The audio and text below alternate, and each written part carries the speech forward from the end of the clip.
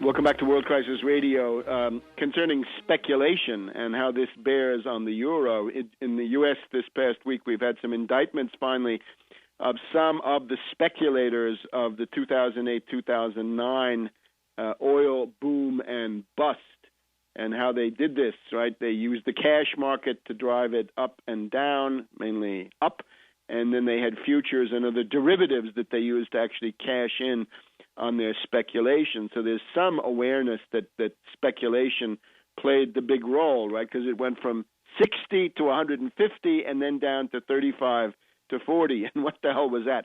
Speculation, not supply and demand, nothing to do with underlying economic consumption of oil. Right now, coffee is at a 34-year high, and we had on a number of financial broadcasts this week experts in the coffee market saying, why is this happening? The supply of coffee has never been greater. There is no supply problem. Notice, of course, with oil, they say, oh, it's because the Libya supply has been cut and people are worried about Saudi Arabia. Well, coffee, there is no such consideration, and nevertheless, it is going through the roof.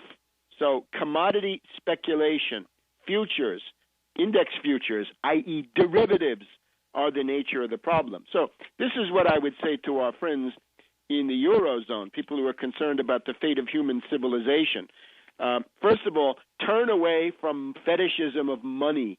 This is a petty bourgeois fetish. We want sound money, or our tax dollars shouldn't go to Greece. This is ridiculous. Our euros shouldn't go to Greece. They're not going to Greece. They're going to Deutsche Bank. They're going to Societe Generale. They're going to Barclays Bank. These were never bailouts of countries. These are bailouts of banks. Fight the banks. Don't become an enemy of the Greeks. Become an enemy of the banks. And how do you do that? You're going to have to fight speculation sooner or later. That is what has changed. The speculative rampage that started 1999, 2000 with the legalization of derivatives finally and their complete rehabilitation in the United States has created a different world. You can't go home again.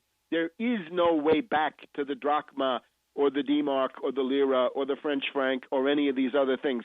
This is an illusion. It is a petty bourgeois pipe dream. It's a utopia. You've got to fight speculation. Why not now lift and shift? Put the euro question aside for a minute. Fight speculation. Soon enough, you'll be engaged in a fight with the leadership of the European Central Bank, Monsieur qui triche, the cheater, Monsieur Trichet, and his successor, whoever that is. These people, this is what you've got to worry about. This is what's wrong with the euro, is the fact that it's run by this private clique of unaccountable bankers, and that the policies, frankly, are not made in something like the European Parliament. Why is the European Parliament such a joke? Yeah, because it has no power.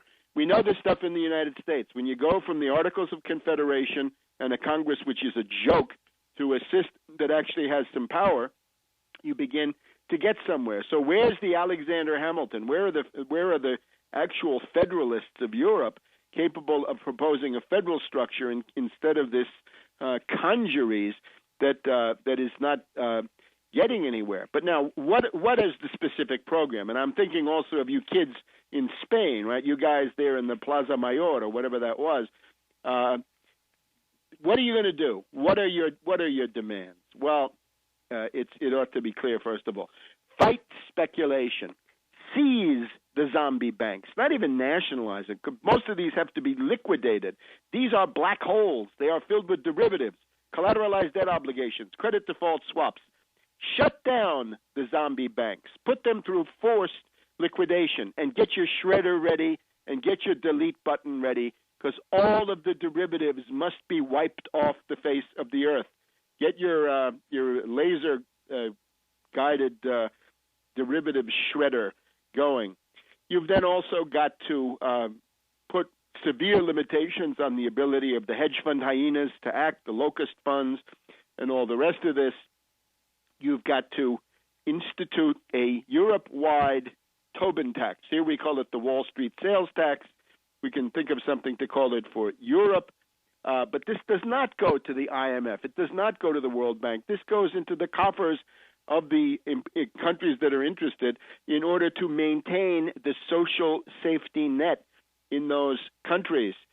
You've also got to ban, obviously, you've got to ban credit default swaps. If those are insurance, well, you didn't register to be an insurance company. It's illegal. If they're gambling, gambling is illegal outside of the casino in Monte Carlo, one hopes. So you've got to ban credit default swaps and ban collateralized debt obligations. Other derivatives taxed at the rate of 1%. You've got to re-regulate the commodities markets to prevent speculation, and you've got to do some of the things that Germany already did, but the banning of naked use of derivatives and related things. So you need a comprehensive anti-speculation, anti-zombie bank, anti-hedge fund hyena package.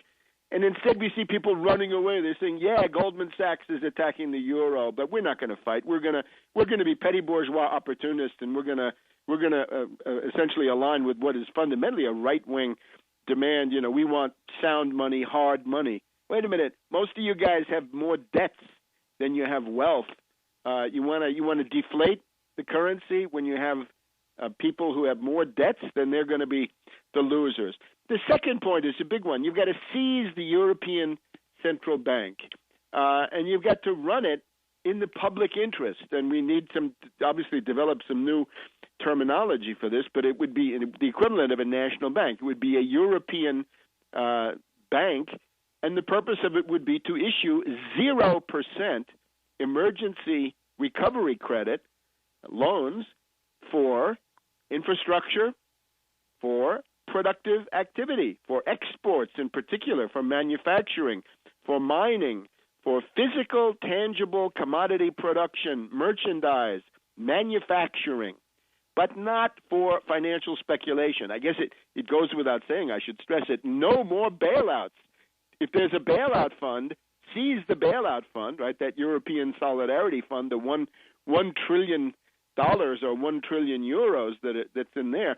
Use that for productive investment, right? Start building the Gibraltar to Africa bridge tunnel combination. Do the Italy, Sicily, Tunis one. Do the one that goes through Palestine and Israel. That'll be the key to starting your peace program for that part of the world. And then take it all the way down to Dakar, Djibouti on either side.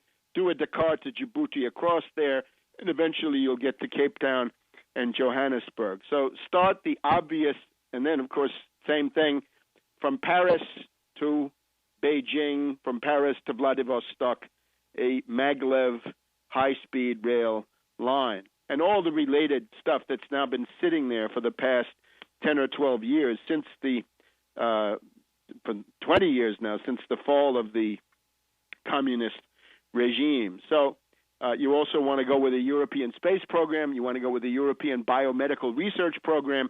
You want to go with a European high-energy physics program. So that's what you're going to be using your 0% European credit for. So that's the third point. Again, anti-speculation, number one, seize the European Central Bank, and thirdly then, and institute the 0% policy, but for productive purposes only. Your third one is your infrastructure program, your equivalent of the Works Progress Administration, Public Works Administration.